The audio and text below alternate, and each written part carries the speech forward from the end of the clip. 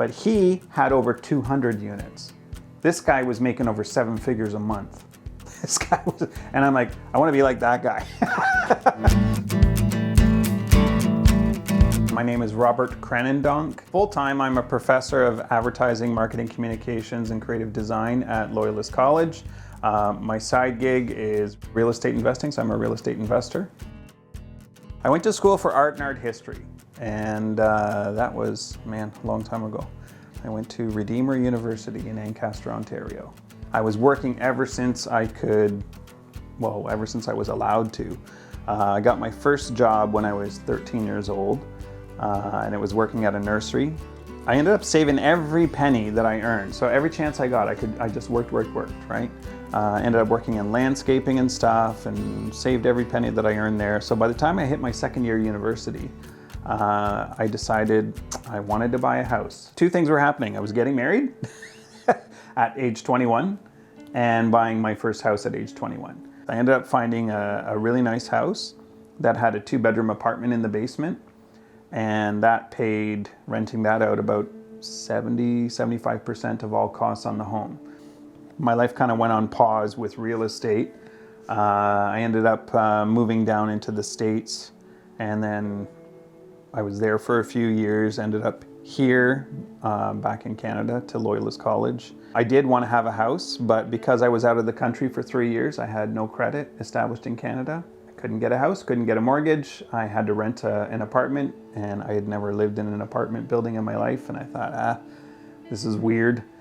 So I'm contacting the bank. I'm like, what can I do? And they said, well, you got to build your credit. I'm like, okay, well, how do I do that? And they're like, well, you need a credit card. I'm like, okay. Can I get a credit card? They run my credit, like, well, you don't have any credit established because you've been out of the country for 3 years. You know, I thought, well, how did I do this at age 21? And now suddenly, you know, I can't do it anymore. And it's just kind of a weird thing with the banks and a weird thing with credit. There was nothing I could have done for my credit because I was out of the country. I just had no credit established. After a year, I finally found a house that I liked, and I asked the bank, and they said, sorry, we can't approve you. I'm like, this is ridiculous. And I told my parents about it, and they were kind enough to say, well, we'll co-sign for you. I really enjoyed the looking process, right?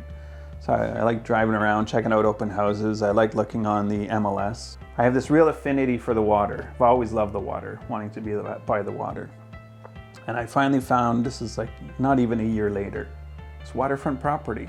So I approached the bank and I said, listen, would you approve me to buy a different house? And they said, well, yeah, how much equity do you think you have in? And of course, at the time, you only needed like 5% down. I didn't have a heck of a lot of equity in the house that I had just bought. And they said, okay, yeah, I think we can approve you. I said, is there any way we can do it with just myself and I don't need my parents anymore? And they ran the credit and everything. And they go, yeah, absolutely. You don't need your parents. Like, thank God. It's kind of embarrassing when you're in your 30s and you got your parents having to co-sign for you and you're a full-time professor, right? So I bought that place, and that was a beautiful 5-bedroom home on the water. Great view, great lifestyle. There was, you know, a boathouse and everything, one of the few properties that still have a boathouse in there.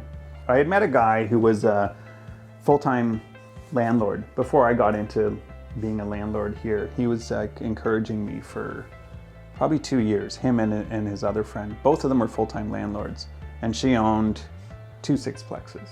And that was enough for her to live full-time. I thought, that's amazing. This person has freedom. You know, she has a Harley, she can go travel whenever she wants, and she's got 12 units, you know, living the life. But he had over 200 units. This guy was making over 7 figures a month. This guy was, and I'm like, I want to be like that guy. So my plan was to collect properties like he did, you know. And he kept encouraging me, you got to get into it, you got to get into rentals. I'm like, yeah, I want to, I don't know. And that's really the big thing with anyone who's apprehensive about it. They want to do it. They're like, I don't know. And it's that fear. It's that fear of, well, what if things screw up? What if I lose my shirt? What if, you know, I get a tenant who doesn't pay? And really all that can happen. Tenants, I've had tenants that don't pay. I've had tenants that do damage and stuff. I've lost over $30,000 on a property before from both damage and non-paying tenants. You know, those things happen. And then when the pandemic hit, real estate really skyrocketed. And I was looking at around me. I'm like, I think if I don't sell now, I'm going to be kicking myself, saying shoulda, woulda, coulda. So I started unloading all my properties at the peak of the market.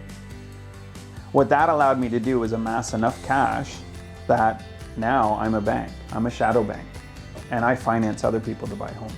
The best advice I can give you, we're just scratching the surface here, but like I said, I'm writing a book about it all right now, and when it's done, buy the book and you'll read my entire financial journey right from age 12, well maybe, no, age 8.